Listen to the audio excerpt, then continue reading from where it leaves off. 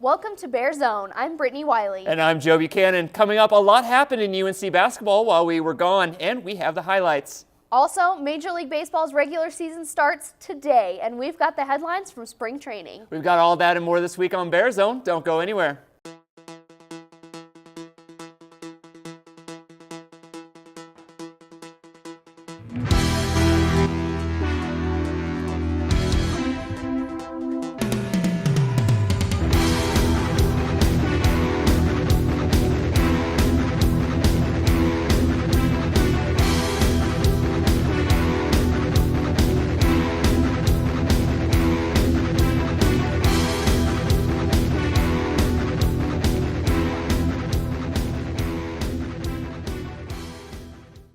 We've been away for a while, and a lot has happened in UNC basketball. Last time we saw you, the men's team was battling it out with Weber State in the Big Sky tournament. They went on to win that game 80-55 to advance to the Big Sky semifinals. In the semis, the Bears lost in heartbreaking fashion 91-89 to the Montana Grizzlies, falling short of the Big Sky finals and a place in the NCAA tournament. But it wasn't over for the Bears. They made it to the collegeinsider.com tournament, and we have the latest on the CIT later. As for the women's team, we left when they were preparing for the Big Sky semifinals against Idaho State. The Bears won that game 73-66 to advance to the finals, where they took on the Idaho Vandals. In keeping with their regular season title, the Bears defeated the Vandals, becoming Big Sky champions. Along with being named champions, the Bears earned a 10 seed in the NCAA tournament, where they took on the 7 seed Michigan Wolverines.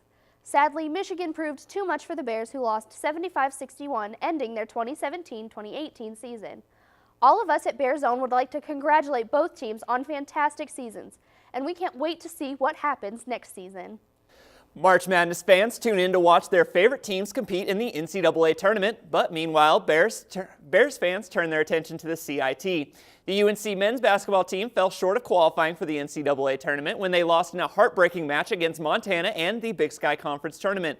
But the heartbreak didn't last long for the Bears. It is nearly 3 weeks into postseason, and the Bears' 2018 season lives on. After defeating the Toreros of San Diego 86-75 Wednesday, the Bears advanced to the semifinals of the CIT. UNC had Bears fans worried early in the night as they trailed the Toreros throughout the entire first half. Although the Bears shot a strong 47% from the field, the Toreros shot even better, hitting every 2 out of the 3 shots.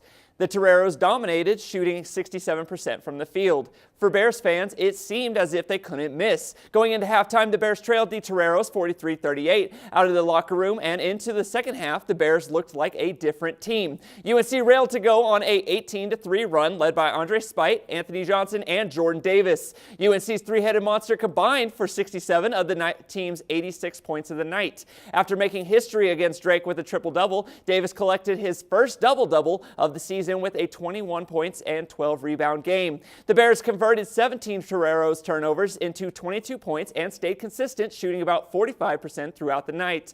With the win, the Bears will move on to the semifinal round of the CIT. UNC hosted Sam Houston State yesterday in the semis. The Bears are going to the championship. Has a nice ring to it, doesn't it? UNC men's basketball team advanced to the collegeinsider.com tournament championship game after a 99-80 victory over Sam Houston State on Wednesday. The Bears played in front of a packed Bank of Colorado arena and punched their ticket to the championship. UNC has the chance to win a postseason tournament for the first time in program history. It was a night full of milestones, as the win was the team's 25th of the season, tying a program record, and senior Andre Spite had another dominating performance with 40 points, coming within 1 of breaking his own single-game record. Spite has also become the 23rd member of the 1,000-point club, accomplishing the feat in only 1 season as a Bear. Junior Jordan Davis had a strong game as well with 18 points. The Bears started off strong, opening the game on a 9-0 run. The Bearcats climbed back into the game in the first half, but UNC carried a 42-38 lead into the locker room. Sam Houston State took a lead early in the second half, but the Bears quickly got it back with 3 straight three-pointers. UNC proceeded on a 20-7 run, pulling away from the Bearcats with a 65-52 lead. Sam Houston State got within 7, but the Bears went on another big run and led 91-75. They carried that lead through the end of the game, sealing the win and punching their ticket to the championship. USC hosts Illinois Chicago in the championship game Friday after UIC defeated Liberty in the other CIT semifinal. Tip-off is set for 5 p.m. Resiliency seems to be a trend with this year's Northern Colorado baseball team. The Bears clinched their first conference win of the season when they came back to beat Utah Valley in the WAC opener 8-4. Utah Valley came out hot for their home opener, scoring 2 runs in the first inning. But the Bears were persistent. In the top of the third, Evan Johnson and Tyler Yamaguchi sparked a rally with a single and a double, respectively. UNC scored its first run of the game on a super senior Brett Minnick single. The team took its first lead of the game when Austin Miller singled to left center, scoring Minnick. Unfortunately for Bears fans, UNC's lead didn't last long. Utah Valley tied the game in the bottom of the half and pushed on to take back the lead over Northern Colorado 4-3. UNC trailed until the 6th inning when they took the final lead of the game. Johnson scored again, this time on an Alex Keel bunt, and Miller brought home 2 more runs with a single. Matt Burkhart proved why he's a name Bears fans will hear a lot this season when he added an insurance run in the top of the 9th with a 2-out solo home run. Pitcher Connor Liedholm struck out the next 3 batters to finish it off for the Bears. The next day didn't go as well for Northern Colorado. On Saturday, the Bears finished the 3-game series against Utah Valley with a doubleheader. UNC dropped both games to Utah Valley, losing 15-14 and 15-5. So after the first conference series of the year, the Bears sit at 1-2 in the WAC and 15-10 overall. The Bears look for redemption next week as they take on Regis at 2 p.m. Tuesday at Jackson Field. And starting Thursday afternoon, the Bears host Grand Canyon University in a 3-game series. When you score 33 runs in 3 games, your chances of winning are pretty good. The Bears softball team did just that in their series win against Sacramento State. UNC beat the Hornets 2-1 last weekend at Gloria Rodriguez Field, including sweeping the doubleheader on Friday. The Bears beat Sac State 12-4 in the first game, which ended in the 6th inning because of the 8-run rule. The two teams played a back-and-forth affair for the first 5 innings, with UNC leading 6-4 after 5. But the Bears exploded for 6 runs in the bottom of the 6th, coming away with the victory. In Game 2, UNC outdid themselves by scoring 8 times in the 4th inning, leading 8-2, but the Hornets made it a game, scoring 4 in the 6th to make it 8-6 game. But Jordan Wiatrak's RBI single in the bottom half proved to be the game winner, with UNC winning 9-8. In the series finale, leads were short-lived as it seemed like neither team could put together a shutdown inning. But the offense showed up in the 3rd, with Sac State scoring first for the 3rd consecutive game. But the Bears answered with 4 in the bottom half, highlighted by Kaylee Garcia's 2-run home run. But that lead was short-lived as the Hornets erupted for 5 runs in the 6th in the next half inning. Taking a 7-4 lead, UNC tied the game in the 5th and scored 4 in the 6th to take an 11-7 lead. But Sac State countered with 6 the next half inning to take a 13-11 lead, sealing the victory.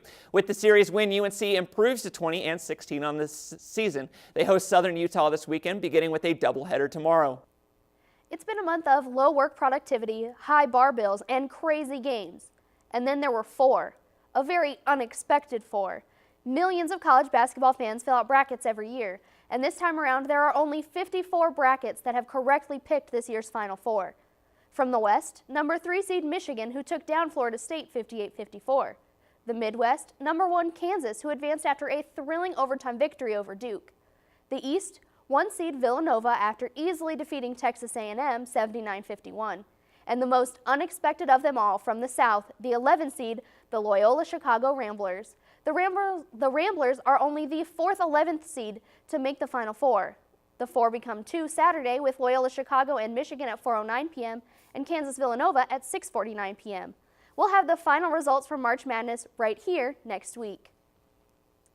Spring training is over, so it's time to play for real. The 2018 MLB regular season is underway, with opening day happening today. It was a somewhat quiet spring training, but there were a few headlines. Most notably is Angels two-way player Shohei Ohtani, who had a rough camp. The right-hander allowed 8 runs in 2 2/3 innings pitched and struggled at the plate too. He went 3 for 28 with 9 strikeouts, clearly struggling to adjust to major league pitching. Nevertheless, he made the Angels opening day roster and is slated to be their number 3 starter. The injury bug bit a few teams this spring, including the Giants, Dodgers, and Yankees. Madison Bumgarner is out 6 to 8 weeks after a comebacker fractured his left hand, and righty Jeff Samardzija is out with a pectoral strain. Yankees first baseman Greg Bird is also out 6 to 8 weeks after surgery to remove a bone spur in his ankle. Justin Turner is out indefinitely after getting hit by a pitch and fracturing his wrist. All of us at BearZone wish these players speedy recoveries. Stay tuned for all the highlights around opening day. And that is our show for tonight. Be sure to stay up to date on our Twitter and Instagram pages, BearZone UNCO, and on YouTube, Bear News 98. Make sure to like us and to join us every week for BearZone. All sports, all the time for UNC athletics. Good night.